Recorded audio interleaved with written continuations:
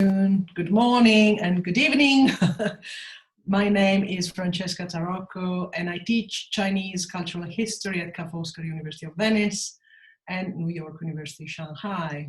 And I would like to thank, first of all of you who are joining us today at this webinar.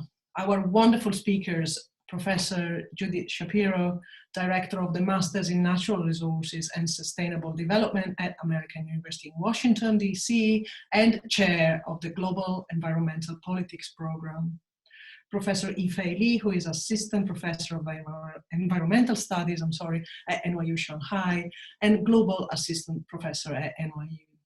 Together, Shapiro and Li have written a very impressive, I have to say, and thought-provoking book, which is entitled China Goes Green, Coercive Environmentalism for a Troubled Planet.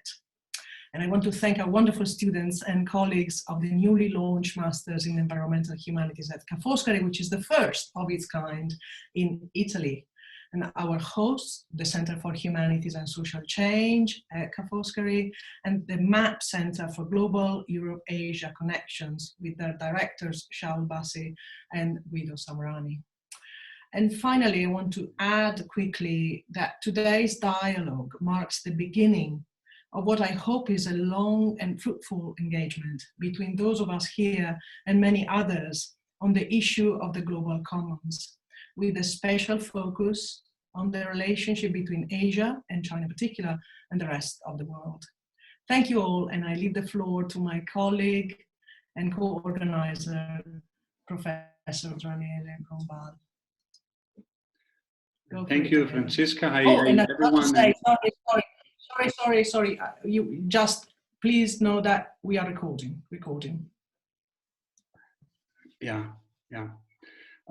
So thank you, everyone, for being here. So thank you also, Francesca, for introducing this, and Judith and Yifei for agreeing to be with us today.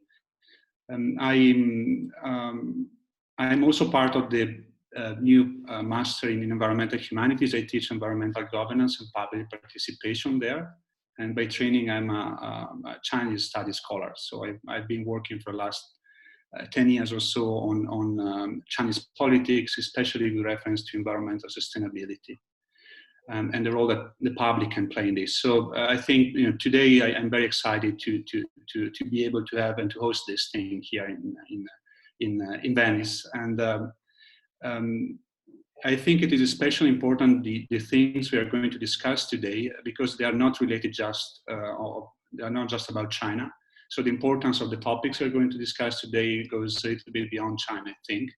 And because what is going on in China today represents a lot of trends that have been unfolding in many industrialized countries when it comes to the way we try to manage the environment and to imagine a sustainable pattern of development. And there are three things, especially, which China is representing a lot. So the first one is this, idea that after all, top-down approaches are not that bad. And this, of course, is very much related to this frustration that in many Western countries we have about the workings of democracy. And so it is a lot about, how authoritarian models work, basically, and also in respect of environmental governance. The second thing is this idea, which is circulating a lot, especially in times of COVID, that skills are more important than participation. So it has a lot to do with technocracy and the role that technocrats play in public life, in shaping public policies, and so on and so forth. And the third thing, which I think China is epitomizing, is this idea that technology is a sort of panacea, able to solve all of our problems. So it is this sort of scientism, if you will, which is also very much represented from what is going on in China. And then probably there is also a fourth, aspect, a fourth reason why, another reason why China is so interesting today, also beyond China itself. And it is that in that context, you have many different and apparently, contradictory things which coexist. On the one hand, you have all these top-down things, and it's a very much authoritarian model of governance. And on the other, you have still a a civil society which has been playing an important part, at least historically. Probably is a little bit different in the last few years. And I think that the work that Yifei and Judith did and their book shed a lot of light on these different things. So I'm very happy they came here to share this with us, and I'm looking forward also to a discussion right after the presentation on these different themes. So before leaving the floor to them, I'm just going to explain to you a bit how the discussion is going to work. So we are going to collect possible questions or input for discussion using a Blackboard, which is in this case, of course, a remote virtual Blackboard. So you can just post your things here on this. You can log at this this link. Is the one you can see now in the chat. We have been collecting already a few questions from the students of the program in Environmental Humanities. So now I'm just going to share my screen. And this is what you're going to see.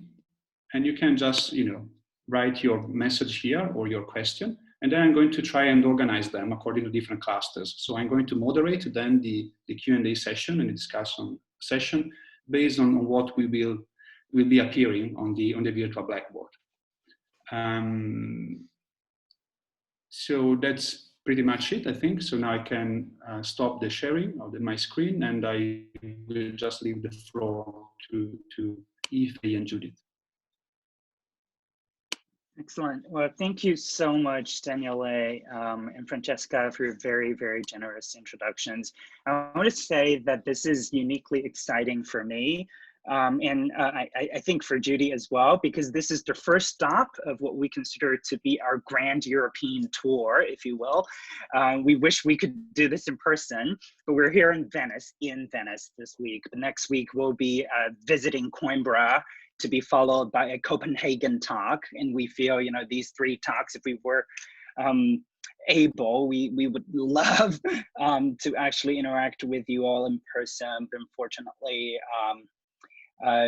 we'll have to do this online. Sorry, I'm trying to pull up my slides at the same time. But once again, thank you to our hosts and Francesca, my dear colleague and friend.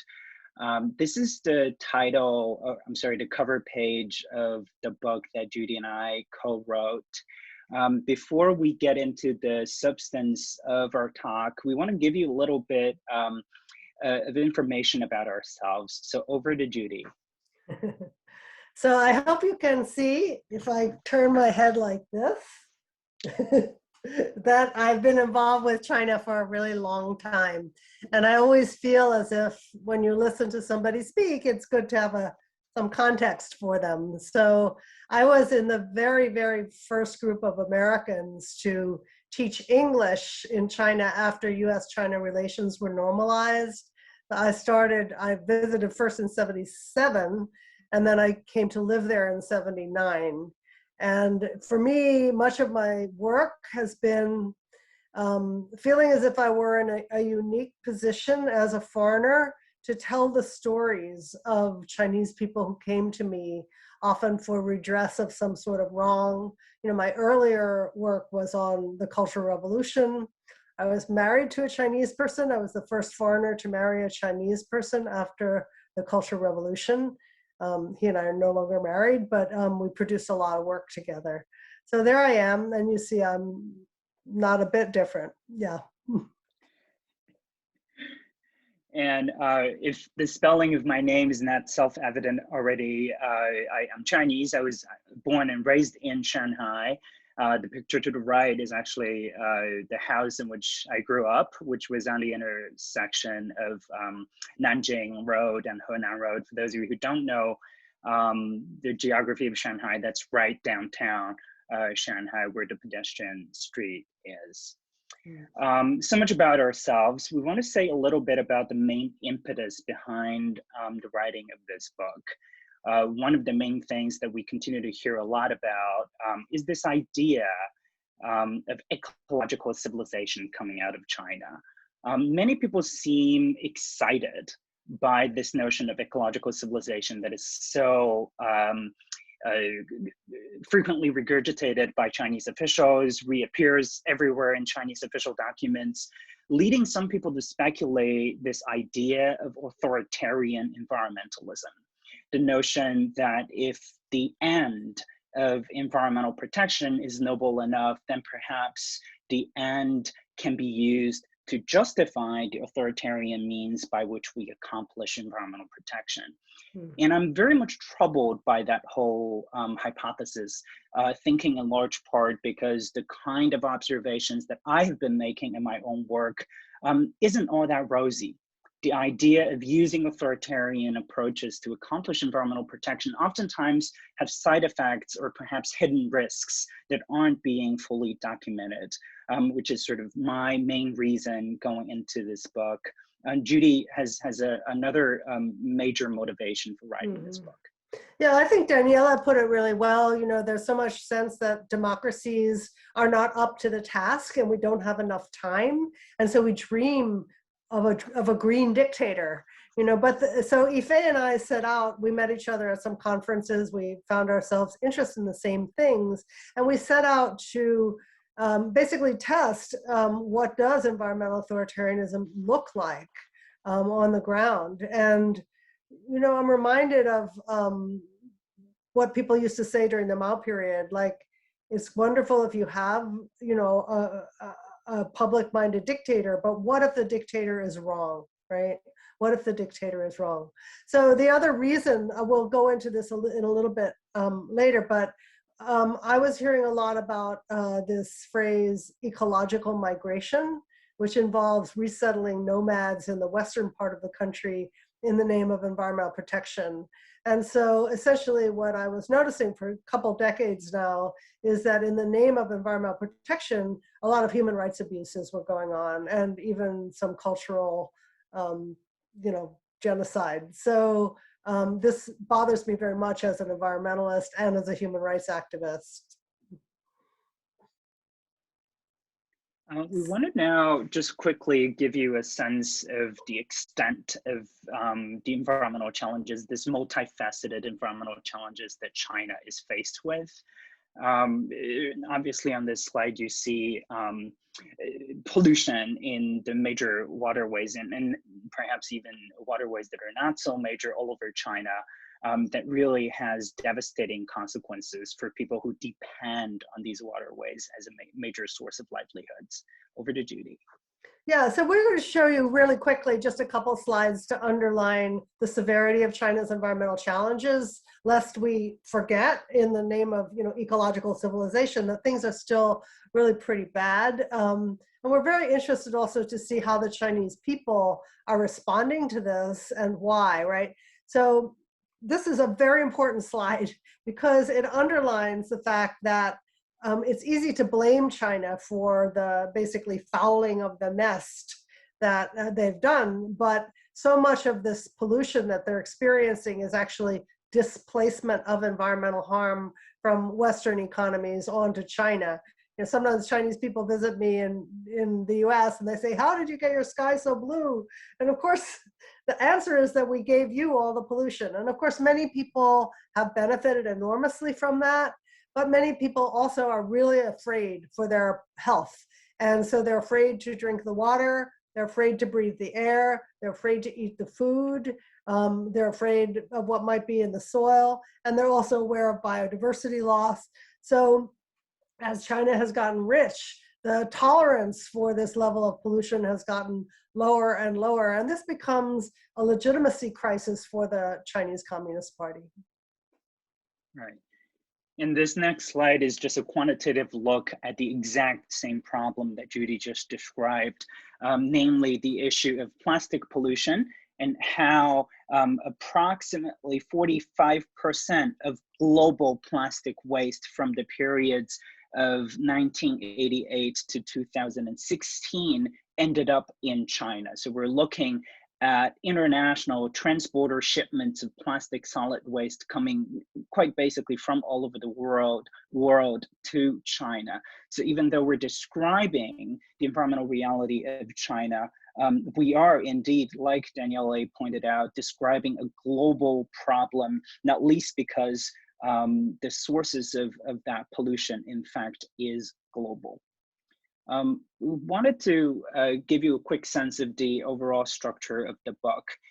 We have 4 substantive chapters to be bookended by an introduction and a conclusion. In each of the substantive chapters, we give 3 major tools or instruments of governmentality that typify environmental governance in China. And we organize the 4 chapters, give or take, spatially. In the first chapter, we look at the industrial eastern parts of China. The second chapter goes into the western borderlands of the country. The third chapter goes into what China calls the Belt and Road Initiative, or the Belt and Road that covers initially the Eurasia continent and some parts of the Indian Ocean worlds, but now increasingly is becoming an umbrella notion for all kinds of Chinese investments overseas. And then the fourth chapter looks at China's interventions into the global commons. So I wanted to give you a sense of the overall architecture of the book. Yeah, but now we want to give you. Don't worry, we won't go over all of this. There isn't time. So we're going to give you a taste of a few of these. And so I love this slide because it's supposed to be a decoration, but it serves to remind the Chinese people who are here in Beijing that the sky is not blue. But this is a slide that illustrates the campaign approach. So sometimes there'll be some high-level meeting, whether it's the 2008 Olympics, or the 2014 APEC meeting, or some of these other major events. And so then in a campaign, suddenly factories in the whole region are closed down, people are not allowed to drive their cars, basically everything, all stops. There are no stops but to make sure that the sky is blue. Then this leads the ordinary people to feel as if the CCP, the Communist Party, sometimes thinks that foreigners are more important than they are, and it actually causes a considerable amount of resentment. And to give you a concrete example of the campaign style governance that Judy just talked about in the previous slide, I wanted to just very quickly go over this example of the Shanghai recycling mandate, which came into effect last year. The chances are that if you visit the city of Shanghai and go into any of the residential neighborhoods and you want to dispose of your garbage, this is what you will see, that the trash collection centers are locked. Now, the reason for that is because after Shanghai introduced its new recycling mandate, citizens are being asked to only dispose of their garbage within a 2-hour window in the morning and a 2-hour window in the evening. If you unfortunately can't make it back home in time, you end up having to either not throw away your garbage or, like these people have done in this picture, throw away their garbage, quote unquote, illegally. And even if you make it to the garbage collection center within the 4-hour daily window, the chances are that a certain, quote unquote, garbage inspector employed by the government will actually go through your garbage to make sure that you are disposing of your garbage according to the specification of the Shanghai local government into 3 color-coded bins, exactly according to the categorizations that they have put together for the city. Well, the main problem, well, there are a number of problems with regard to this case that we documented in the book, but really what I think is a major side effect of this initiative is that previous recycling undertakings in the city weren't owned by the local state of Shanghai. A lot of mom and pop recyclers were all over the city. They, on these flatbed tricycles, recycle a lot of materials. And after the state took over this entire sector, these migrant workers who were already on the margins of the city economically are even further pushed outside the city. Many of these people ended up being completely unemployed. And at the same time, citizens of Shanghai feel that they're being tremendously inconvenienced by this initiative, leading many of them to hold a lot of discontent against environmental protection as a cause. So the point there is that sometimes this campaign style implementation of environmental initiatives ends up failing because it doesn't have public support. And we'll talk about that again a little bit. So here's just a taste of target setting, which is another favorite tool. And you can imagine if you're a local official and you're always looking upwards to see whether you're going to get a promotion or whether you're going to keep your job or a salary raise, and you have to meet these very quantitative, technocratic sounding targets. And so often what we have is over-compliance, which leads then to all kinds of other sorts of problems. Or one of my favorite stories is in Henan a couple summers ago. They wouldn't let the farmers use their threshing machines because the chaff from the wheat went into the air and it gave these spikes in pollution readings. And so the farmers essentially lost their whole crop. So that's an example of how this quantitative approach can sometimes fail, or at least catch vulnerable people up in its net. So here's another example of China's environmental protection efforts, but this example comes out of the western borderlands of the country, where I won't go into too much of the details, but here you see on the left-hand side is a picture of the Loess Plateau prior to an environmental rehabilitation effort that took place in the early 1990s.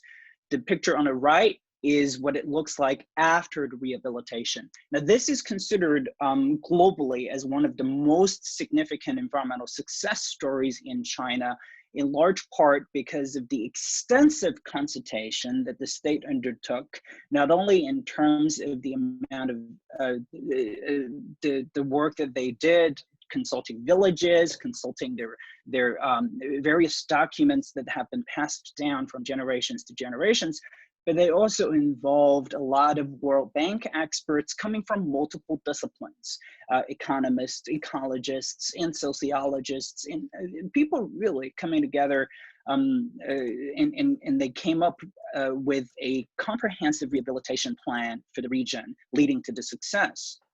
However, in the Chinese government's haste to scale this quote-unquote success story, they picked out this element in a rehabilitation plan, which was planting trees.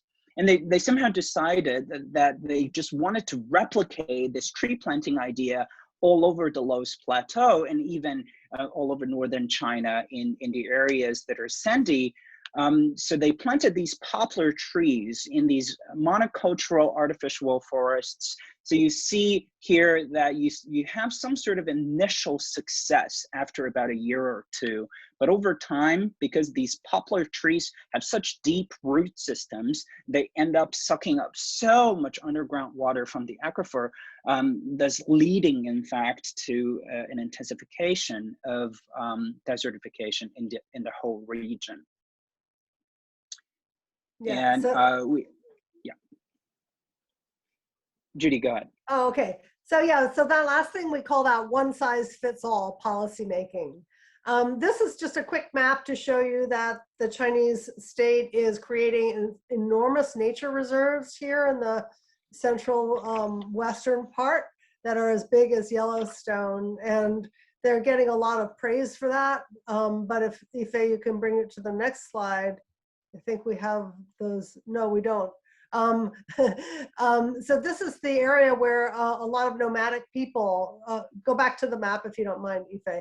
A lot of nomadic people live here. And as the anthropologist James Scott has taught us, states don't like nomads. And the Chinese state has been trying to so-called pacify the borderlands for literally centuries and centuries. And now they're doing it in the name of environmental protection. So they say that these nomads, their animals have these sharp hooves and they're tearing up the grasslands, and that's no good.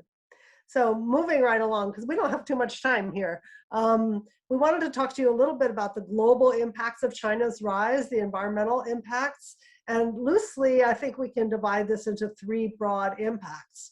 First of all, as the Chinese middle class has risen, and as Chinese have generally become wealthy, they can afford to buy the wildlife that's an important ingredient in traditional Chinese medicine. And this affects all of these species that are listed on this slide. And also increases the risk of a zoonotic disease jumping from an animal or a non-human animal to a human animal. You know, SARS, COVID, and as we saw in Africa, MERS, and so on and so forth. Second of all, we talk about some of the second contradiction of capitalism. China is very capitalist, okay? Let's let go of any idea that it's authoritarian capitalism. And so capitalism needs more raw materials and it needs more markets all the time. And China has actually run out or is running out of a lot of its raw materials. And so as part of the going out policy, there's been a huge sort of very legal, although often involving strongmen and corruption, but a legal extraction of minerals, et cetera, all around the world.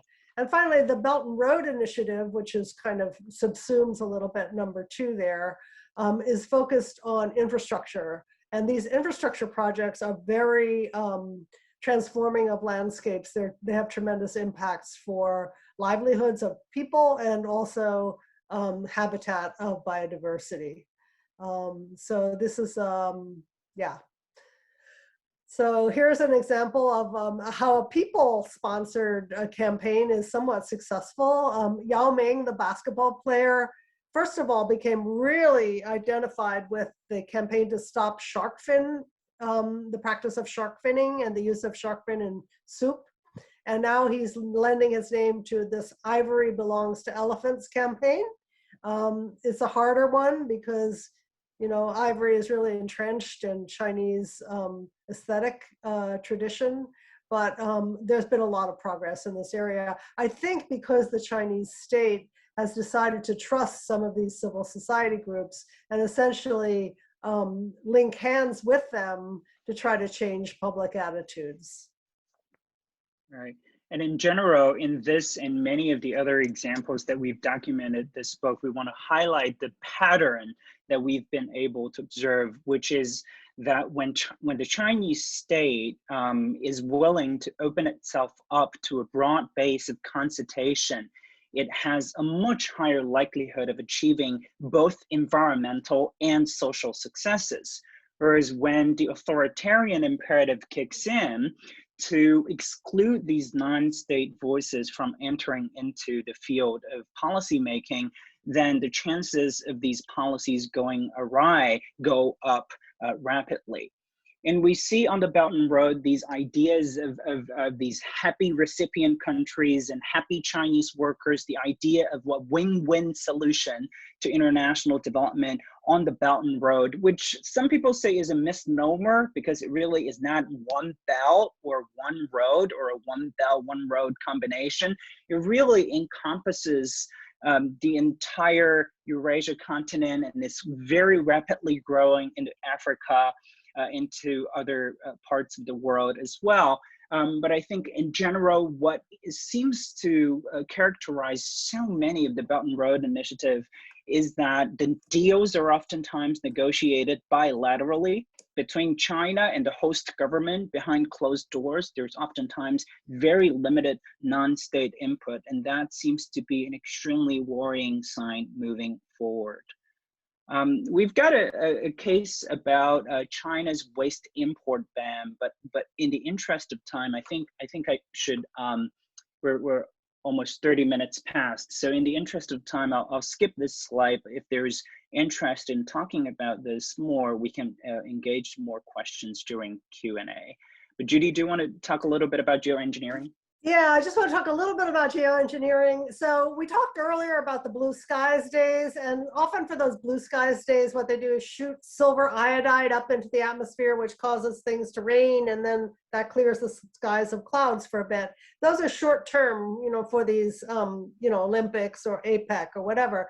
But they're embarking on a much larger scale and permanent initiative on the Tibetan Plateau. People often ask about climate change in China and why the Chinese state has taken its zero carbon emissions by 2060 position. And I say that for ordinary people, those pollution issues are much more, ground level pollution are much more urgent.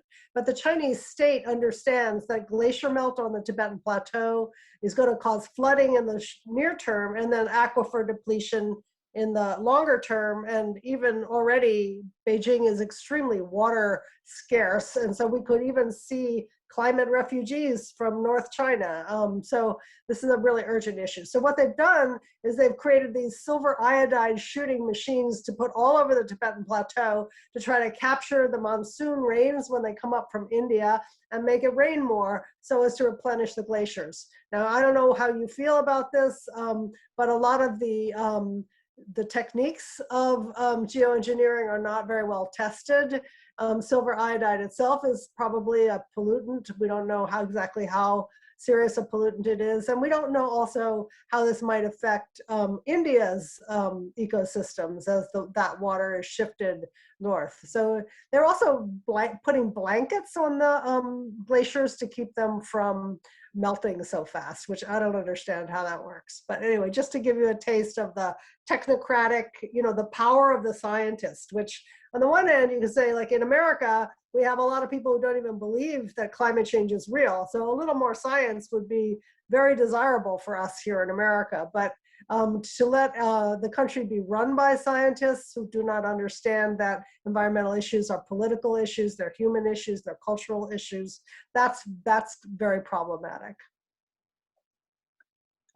So main upshot of the book, going back to the question with which we started, is that a lot of people have been speculating whether authoritarian environmentalism is the way to go. In other words, using authoritarian means to accomplish environmental goals. What we have found in our book is the opposite, is what we call environmental authoritarianism. We argue that China is in fact using environmental protection not as an end, but as a means to penetrate further into society domestically and to gain further geopolitical leverage and international influence overseas. So we're suggesting that environmental protection is becoming this nice cloak for the authoritarian agenda of the Chinese state. And we do want to bring some sort of a local taste to our presentation, given that we're in Venice, and especially I want to highlight how on the left-hand side we've got this picture of the major climate disaster prevention mechanism in Venice, which has a limited track record of success, as I understand. And on the right-hand side is a picture of a really comparable mechanism that has been built in the city of Shanghai, where I am right now, to suggest that climate change really is a global challenge. There's absolutely no dispute about that. And places like Shanghai, places like Venice are at the forefront of the next wave of climate disaster and the various kinds of impact that we're dealing with. We're seeing the rise of these technocratic interventions, like Judy suggested, from all over the world. And one of the things we want to draw people's attention to in this book is that many environmental interventions have non-environmental spillover effects. It's very important for us to not lose sight of how seemingly well-intended environmental initiatives could have many side effects to the people. Some of these side effects may have been foreseen ahead of time, but many of them have not been foreseen. And it's just very important for us to remain vigilant and be sensitive to these effects further down the road. We do notice that we're over time. We apologize for going over, but thank you very much for your attention, and we look forward to interacting with you all with the questions.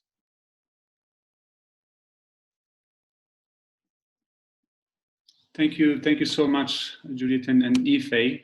We have been receiving a few more questions, so we are now going to move to the discussion part. But before doing that, I wanted just to comment a bit of what Judith was sharing in the chat, because it is also related to local territorial governance in Venice as well. So Italy indeed has signed a memorandum of understanding, I think a couple of years ago already, right, with China for the Belt and Road Initiative. And what has been going on in Italy is similar to what has been taking place in other countries. So very often this initiative actually is a sort of leverage on existing agendas, especially when it comes to infrastructures. So basically this gives a window of opportunity to actually push for certain infrastructural solutions, which are in the agenda of local leadership. So it's not as much, at least what we have been looking at, it's not as much a Chinese problem, but it's actually very much about how different nations and different states think about their development long term. And here in Venice, a lot of discussion about, for example, how to develop logistics and infrastructures for that has been linked to that, at least until a couple of years ago when Venice looked like one of the major hubs of the initiative. So, and this is going on also in other places in Europe. Even in Northern Europe, there have been a lot of debates about that, stimulated by the Belt and Road and so on and so forth. So yeah, it's a good point, a good way, a good lens to become aware of the real agenda of men leadership in these different parts of the globe, I would say. All right, so I'm now going to share my screen so we can look into the questions. I think Francesca wanted to say Yeah, something. no, I just wanted to say thank you for putting that picture up. Hi. Yeah. I just wanted to say thank you for putting that picture up. I mean, thank you for the wonderful talk, but thank you for putting that picture up that, puts Shanghai and Venice in the same page. Of course, I think that's our next book or collaboration together. Submerging City. Yeah. Thanks. All right. So there are quite a few questions which are just to introduce a bit how this is working. So we have quite a lot on political institutions and structures with quite a few questions. A couple of them are related to more behavior and awareness of people, and then we have a deepest level which is about culture.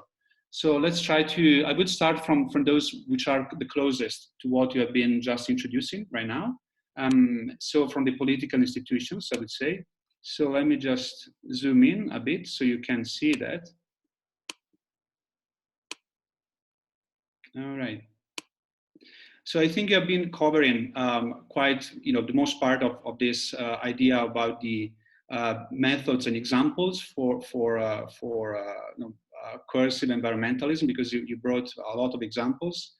And I think also, if I understand correctly your thinking, I think Yifei was mentioning that on why public participated environmental governance is better than an authoritarian one. And what you were referring to, Yifei, is that when you have more public participation, it is possible to find solutions which sort of find a positive compromise, right, between social needs and environmental as well. Can you comment more on that? You or Judith as well.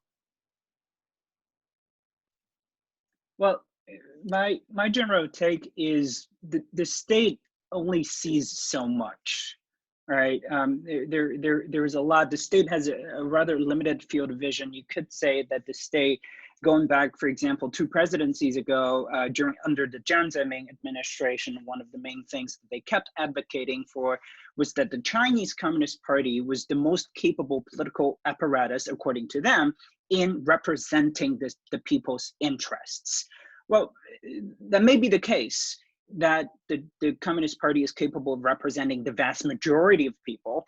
They're maybe very good at representing the ethnic majority, in representing the middle class, in representing the urban populations of China. But the chances are that, well, first of all, China is an incredibly large and diverse country. To think that an urban, middle class, well-off population shares the exact same profile of interests with those in rural China, with the ethnic minority populations, with those in the southwestern parts of the country, is just completely ludicrous. So the idea is that the state has a view. The state is capable of representing a certain set of interests. but without opening itself up to a broad base of consultation and a wide range of inputs, it isn't even fully aware of the wide range of interests that there exist in the citizenry. So really, what I think, at least Judy may have something to add, what I think is so pivotally important for the state to open up is simply to avoid mistakes, is to simply avoid being so self-absorbed in a set of interests that they think, for some reason, represent the entire population, which once again is really not possible given the size and diversity of the country.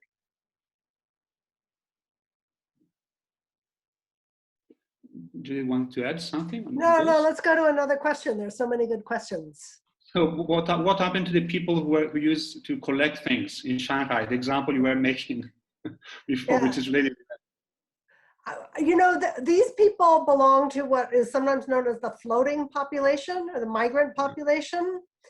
They really don't have very good rights, but their hometowns, the rural areas, don't have much of a future. And so they flock to the big cities where they do, you know, all the jobs that nobody else wants to do. And so every once in a while, they don't have what's called a hukou or a residence card. They can't get good housing. They can't get good medical care. If they bring their children with them, the kids can't go to school. A lot of problems with this underclass.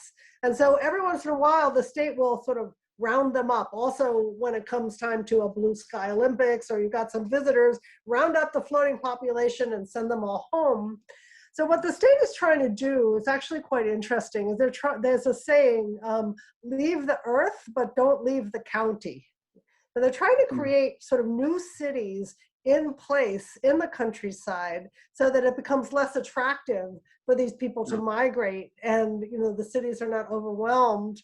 And you know, that's on the one hand a kind of an attractive idea, but on the other hand, as usual, they're doing it in this technocratic way where they're building, you know, high rises for these poor farmers who, you know, lose their sense of community, and you know, they don't know each other. They always say they don't know their neighbors anymore.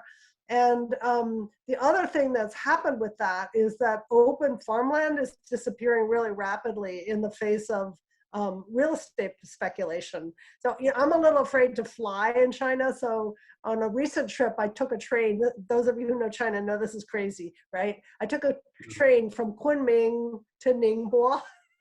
They're crazy. So I was on the train for quite a few days, and you just start to see how the whole country has turned into one big housing development after the next. It's lost a lot of its charm. So, I mean, there's goods and bads about that. I don't know, Yifei would know better than I because he's from Shanghai, whether those recyclers are still in Shanghai or not. Sorry, just this was my question because I was there when this system, of course, was put in place, and I was always wondering, you know, that seemed to me to be an extremely efficient type of infrastructure that was going on there, you know, separating things, sorting things. There was a market for it, you know, there was a, you know, human ability, there were all sorts of networks there. So I wonder what happened to that whole system, what happened to it? Yeah, and actually, let me add one more thing though. Many of you may have seen the movie Plastic China, which is incredible movie, a documentary film. And there you see a migrant worker family and a local family in Shandong province, actually, and they're recycling plastic. Some of it is imported, some of it's gathered in the neighborhoods. And it is a bitter, ugly, toxic way to live. And yeah, it's a very, very moving film. You'll fall in love with the little 10-year-old girl who's at the heart of it. She can't go to school. She doesn't have a hukou. Yeah, so anyway, I'm sure Yifei has some comment. Yeah, just very quickly though, to add to what both Francesca and Judy have pointed out, this recycling campaign in Shanghai was part and parcel of a much larger initiative in places like Shanghai and Beijing to get rid of what the government called the low-end population. Now, this is really an outrageous term that created all kinds of pushback on the Chinese internet. People go like, who's low end? am I low end? Are you low end? Who exactly are the kind of people that city governments are trying to retain, right? So it was a massive move to sort of kick out these migrant workers who were barely making a living on the margins of the Chinese economy, and they were closing down all of these mom and pop grocery stores on the streets of Shanghai and Beijing.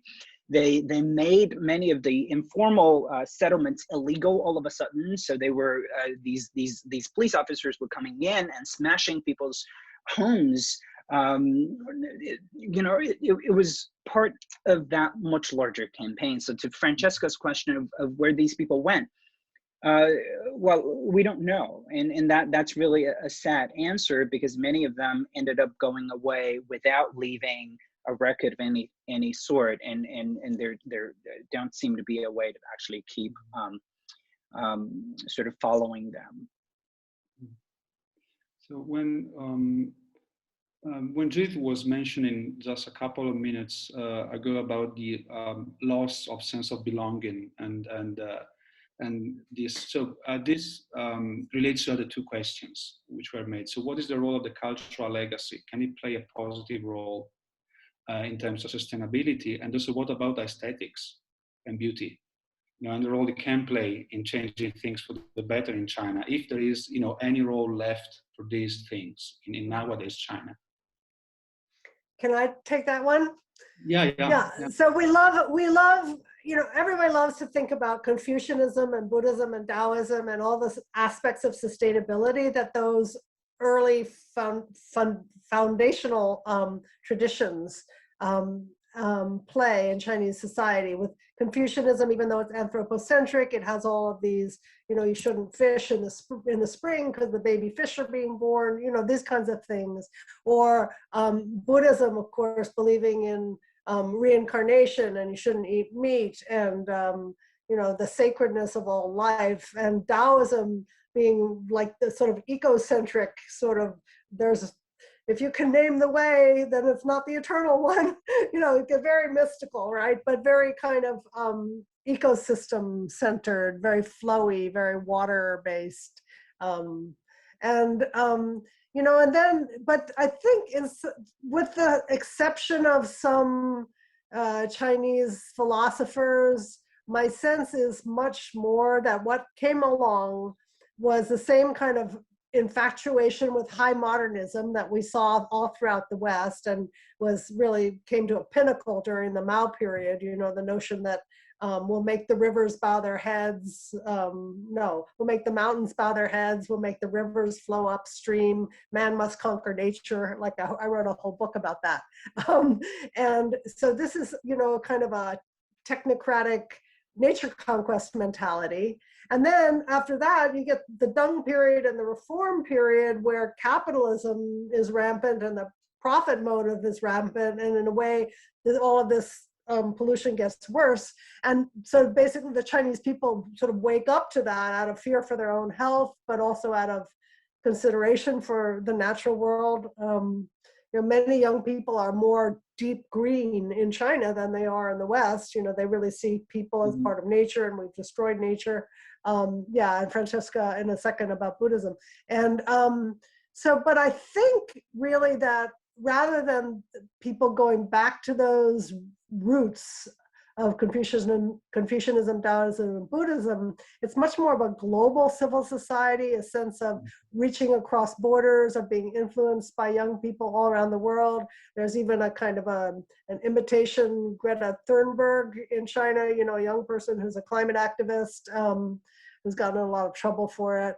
So I think it's still basically a scientistic, you know, they look at the science, they know, they understand the science, and they know that something is wrong. And it's also out of love of China, I have to say. You know, there's a concern for face.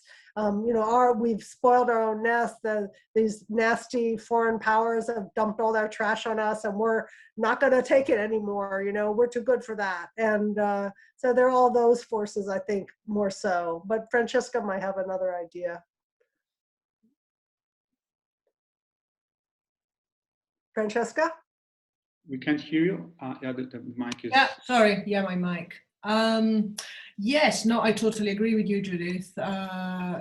Although I do see, I'm trying to write some of that stuff up, and we're also teaching a course on that in both, in fact, NYU Shanghai and here in Shanghai we have a course called The Cultivated City, which I teach with Anna Greenspan, a colleague there who's interested in Mozong-san and Neo-Confucians, and I do all the Buddhist side of things. And here in Venice, I teach a course on Buddhism and nature and technology. So, thinking about cosmotechnics and stuff like that. But yeah, I totally agree with you. But I do see, signals in these communities, both online and offline, who are interested, in fact, in what I call alternative modernities.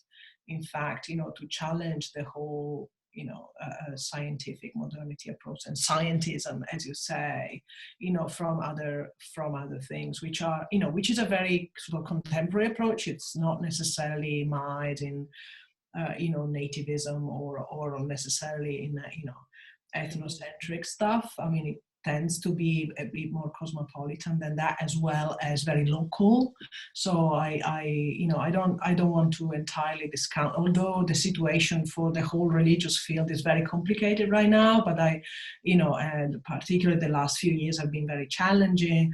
But I do think that there is, something to that, without wanting to romanticize any of it, of course, or let alone, the mystic East or any of that. Yeah, they do say, this man must conquer nature's 人定胜天, and they say, we made such a mistake with 人定胜天, and they say we should have gone back to 天人合一, which is the harmony between people in the heavens. Sure. And that's an ancient quotation. Sure. And everybody brings up that ancient quotation. Sure. Yeah. There is another thing. So basically the most of the awareness which is there about the need to do something about the environment, it's also based on the fact that people are very much concerned about their health, right? So this is something which you mentioned also, and which explains also the rise in civil society there. Another thing which comes to mind is also another question, it's what is the role of companies? So are companies and big corporations just trying to, go along with the rules which are established, or is there any genuine attempt to be responsible in that respect, according to what you have been looking at? Right, that's a really good question. Although I have to admit, it's not one of those questions I've considered a lot about. So you'll have to forgive me if this doesn't sound very well informed at all. But I think in general, perhaps a helpful way to think about this is to consider first and foremost the state-owned companies in China and the extent to which that they're intervening into the environment, the extent to which they're doing all sorts of things, and then think about these small, medium-sized companies and what they're doing. What we're seeing, especially on the Belt and Road, and certainly domestically in China as well, is that state-owned enterprises play an overwhelming role in supporting all of these undertakings, whether it's infrastructure or business development. Judy and I have a different paper on dairy and tourism. On the Belt and Road, there's just an awful lot of state capital presence there.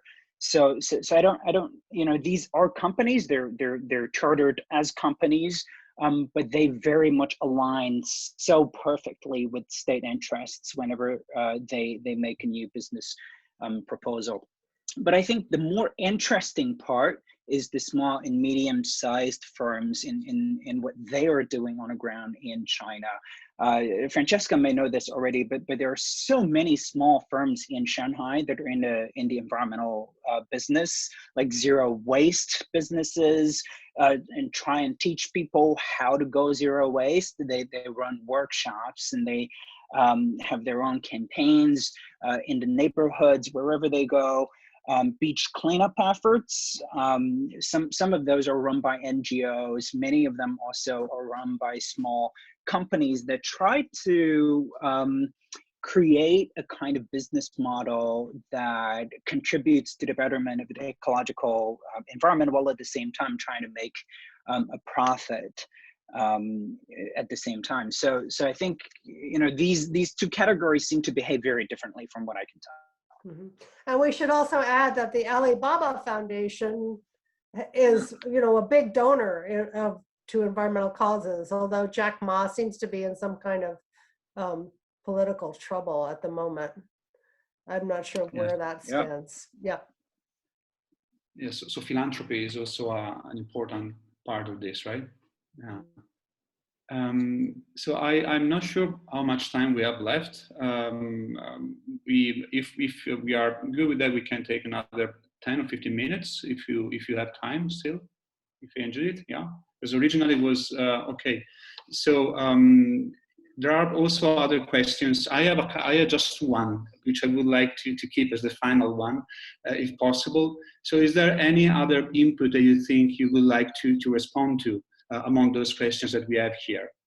If you want just to, there are a few which are sort of missing. There is one about the climate lockdown and the possibility for it, and what you think of its feasibility probably in China, or desirability probably. I'm curious to know how Yifei would answer this question about citizen science. Yeah. And that was also meaning, yeah, that is also an interesting question, I think. Yeah. Can you blow up the question so I can? This is the one. Yeah. Okay. Can you see that? Yeah. I just want to take another read to make sure I understand the question. And what a fascinating question. I think, you know, there are two levels of dynamics going on. I think one is, you know, I went through all of my formal schooling in China up until graduate school. And for those of you who didn't go through a formal education in China, in the audience, those of you, one of the things you probably don't realize is how much of a scientific emphasis there is in Chinese curriculum. It's heavy. It's like they want to make all Chinese kids sciencey, nerdy kids. At least that felt to me was exactly what they were trying to do.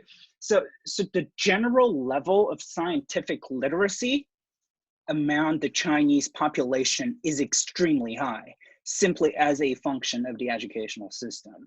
You know, I sometimes tell my American students, and they freak out when they hear this. I finished calculus in middle school, and that was normal.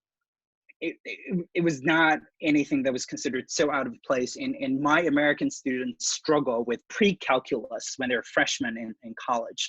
So I always tell them to put things in perspective, and that's how China considers knowledge. So I'm just not surprised to see a lot of citizen science coming out of China because of that very broad base of scientific knowledge within the population. But two is, I think, people want to have an impact, especially in light of the frustration that they're having with the damaged ecosystem and the environment around us. Today happens to be an exceptionally clear day in Shanghai. We have blue sky, it was sunny, it was warm spring weather, but we don't have a lot of this all the time. Sometimes we have heavily polluted days for several days in a row. Just last week, we had a sandstorm, which came all the way from Mongolia through the northern China plains, across the Yangtze River, all the way to Shanghai, and then blown into East China Sea. So it's a daily experience that people have to live with. For people to opt to become a citizen scientist is simply one way to have some impact, one way to do something about it. If they have so limited political efficacy in terms of influencing policymaking, perhaps bringing up an apolitical, a non-political, scientific understanding of what's happening around us is perhaps the second best way, the suboptimal way of intervening. Mm-hmm. And if I can add, real important for us not to think of the Chinese state as being monolithic, right? So within the Ministry of Ecology and the Environment, you know, there's a lot of really well-intentioned officials who partner with civil society groups and make their data available to civil society groups so that these civil society groups can put the data in the hands of ordinary people. And then through our favorite example, something like the Black and Smelly Waters app.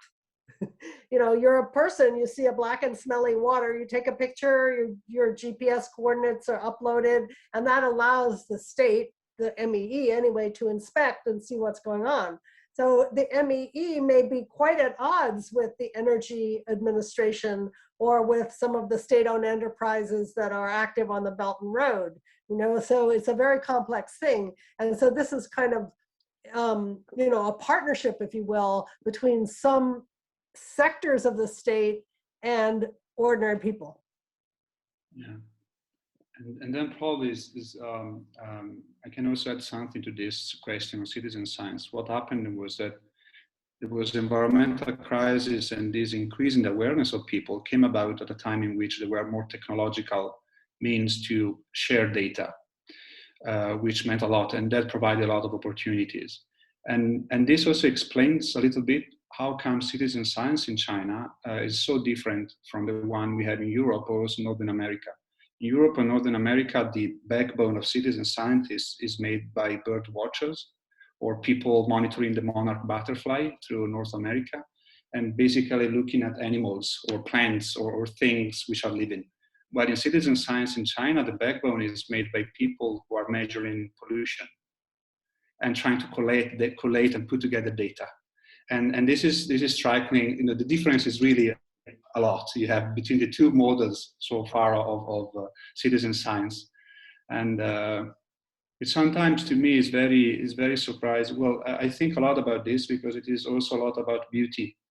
So the community of citizen scientists in China are used to look for things which went wrong, basically, and pollution and things which are destroyed, while citizen scientists in other places are just operating in different environments, I would say, in a forest or in a, so yeah, it's really different. And but yeah, I mean, the thing about, you know, both things we were mentioning, the fact that it is a very important tool for participation and transparency, and that there is this very strong partnership nowadays between certain parts of the bureaucracy and these people and groups collecting data is very important too.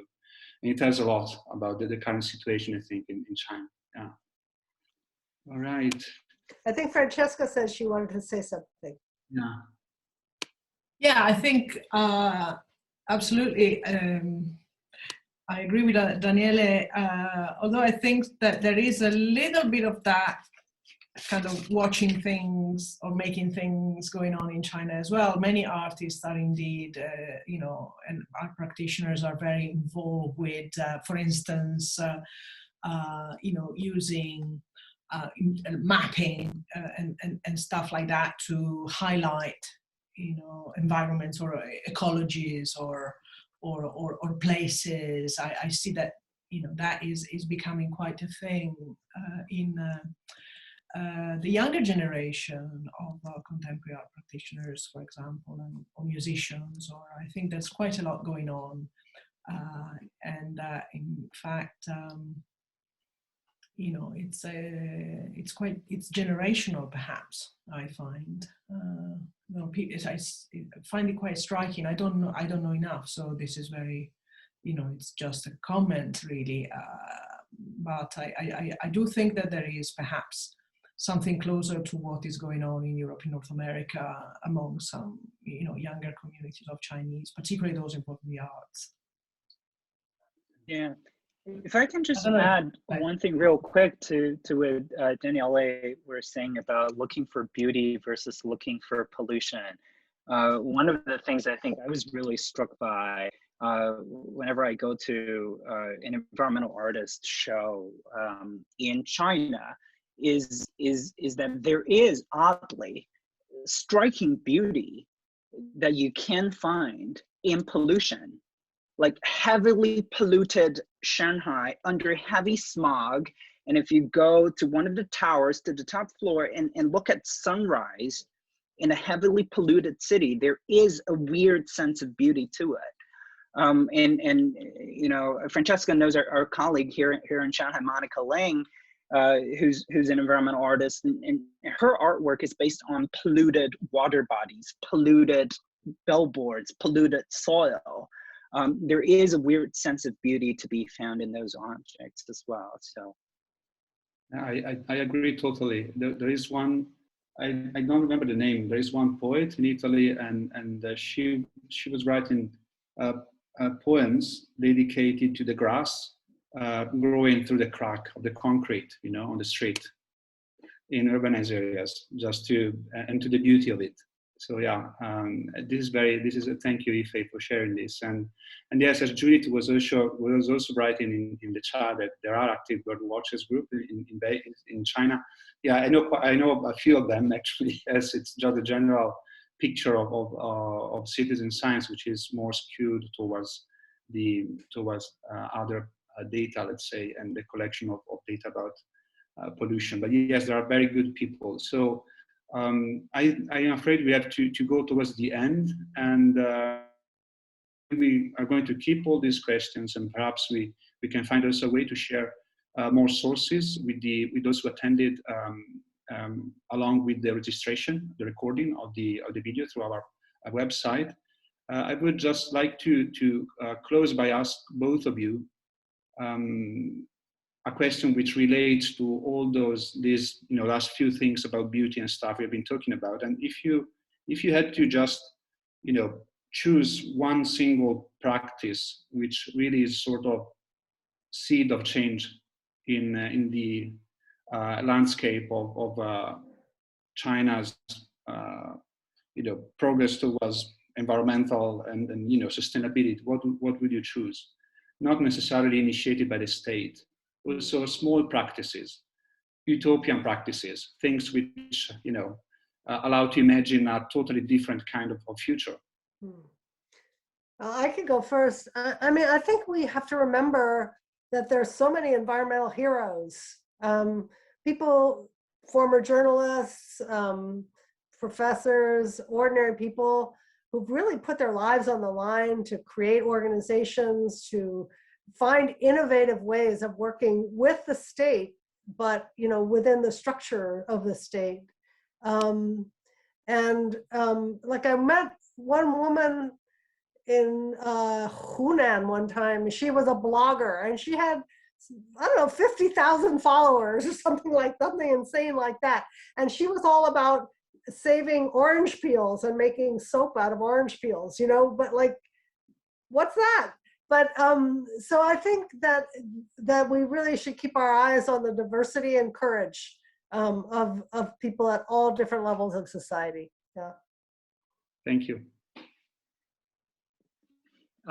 Since Judy focused on people, and I think just on that note, people-to-people exchange is always what I think is the most important thing that can foster change. But in addition to people, my minds also get drawn sometimes to objects. So Daniele, you asked about one specific practice that we could advocate for. I'd say something that perhaps is weirdly specific is eating tofu, or finding out different versions of tofu. If you go around China, you're going to see, in fact, that there is not one generic thing that's called tofu. There are so many different local ways of making tofu, of cooking, of preserving, of sharing tofu, that's deeply, deeply rooted in the local cultures and local festivities, carry a lot of local symbolic meanings. So I think, going back to our earlier discussion about the various philosophical traditions within China, and what they mean for us today, and how do we not romanticize them and yet try to gain a full understanding of them, I think focusing on these very concrete objects sometimes can be a good place to start. Thank you. Yeah, I think it's a very good point. And on that note, I think we can wrap this up. And it was wonderful.